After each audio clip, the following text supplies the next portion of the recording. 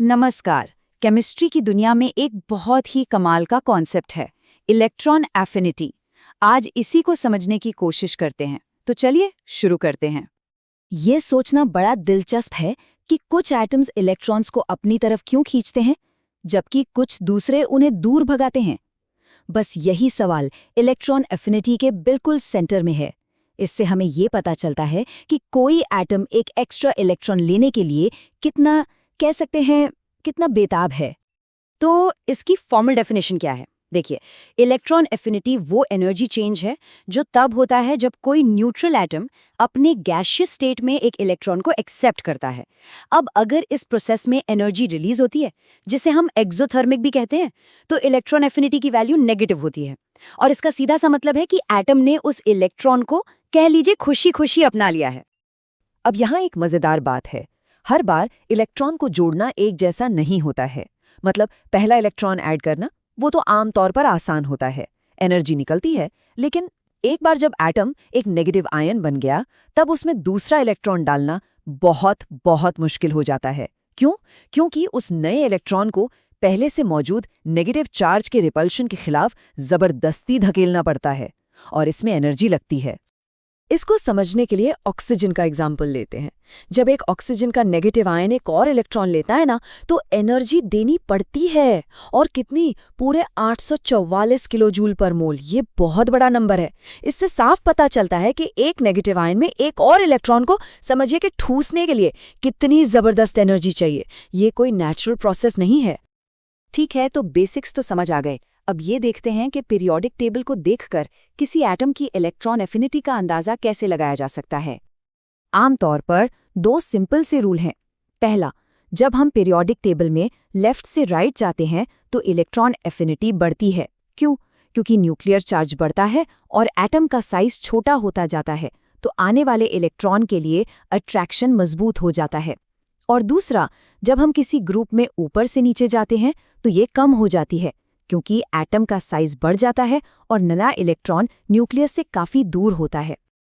लेकिन केमिस्ट्री में अक्सर ऐसा ही होता है, जैसे ही लगता है कि सारे रूल समझ आ गए, कुछ एक्सेप्शंस सामने आ जाते हैं। और इलेक्ट्रॉन एफिनिटी के केस में तो कुछ बहुत ही इंटरेस्टिंग एक्सेप्शंस हैं। तो चलिए एक सवाल देखते हैं। हमने अभी क्या सीखा कि ग्रुप में नीचे जाने पर इलेक्ट्रॉन एफिनिटी घटती है।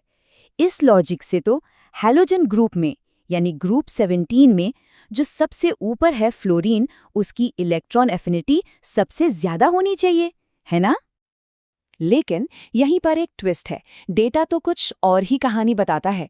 क्लोरीन की इलेक्ट्रॉन एफिनिटी है -349 किलोजूल पर मोल, जो फ्लोरीन के -328 से ज्यादा नेगेटिव है। और याद रखिए, वैल्यू जितनी ज्यादा नेगेटिव, एफिनिटी उतनी ही ज्यादा।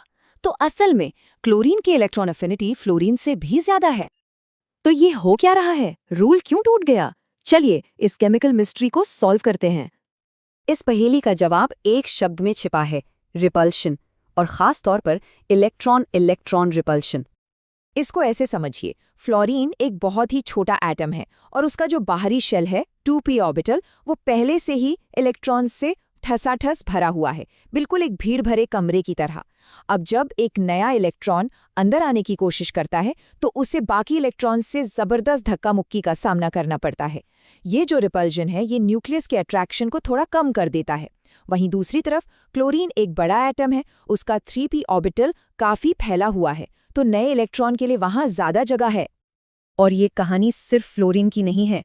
जिन ग्रुप्स के एटम्स का इलेक्ट्रॉनिक कॉन्फ़िगरेशन पहले से ही बहुत स्टेबल होता है, वो भी इलेक्ट्रॉन नहीं लेना चाहते।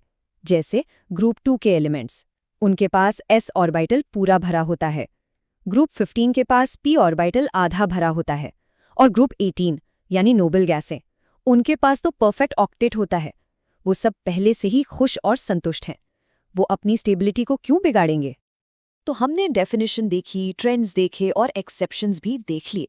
लेकिन सवाल ये है कि ये सब जानना जरूरी क्यों है? क्या फर्क पड़ता है इससे? इलेक्ट्रॉन एफिनिटी हमें सीधे सीधे मेटल्स और नॉन मेटल्स के बीच का सबसे बड़ा फर्क समझाती है।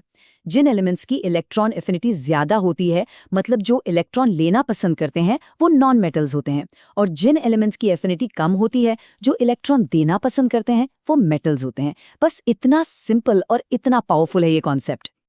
तो इस पूरी बातचीत का सबसे ज़रूरी टेक अवे क्या है? वो ये है, जब भी इलेक्ट्रॉन एफिनिटी की वैल्यूज़ देखें तो बस एक बात याद रखें, वैल्यू जितनी ज़्यादा नेगेटिव होगी, एटम का इलेक्ट्रॉन के लिए अट्रैक्शन उतना ही ज़्यादा होगा। नेगेटिव साइन का मतलब है कि एनर्जी निकल रही है, जो कि एक अच्छी स्टेबल प्रोसेस है। और आखिर में एक सवाल छोड़ जाते हैं सोचने के लिए। हमने ये तो देख लिया कि फ्लोरीन की इलेक्ट्रॉन अफिनिटी क्लोरीन से कम है, लेकिन फिर भी फ्लोरीन को सबसे ज्यादा रिएक्टिव नॉन मेटल माना जाता है। ऐसा क्यों? ये सवाल हमें याद दिलाता है कि इलेक्ट्रॉन अफिनिटी केमिकल रिएक्टिविटी की बड़ी सी पहेली का सिर्फ एक छोटा सा हिस्सा है। पूरी कहानी समझने के लिए और भी कई बातें देखनी पड़ती हैं। सोचिएगा जरूर इस पर।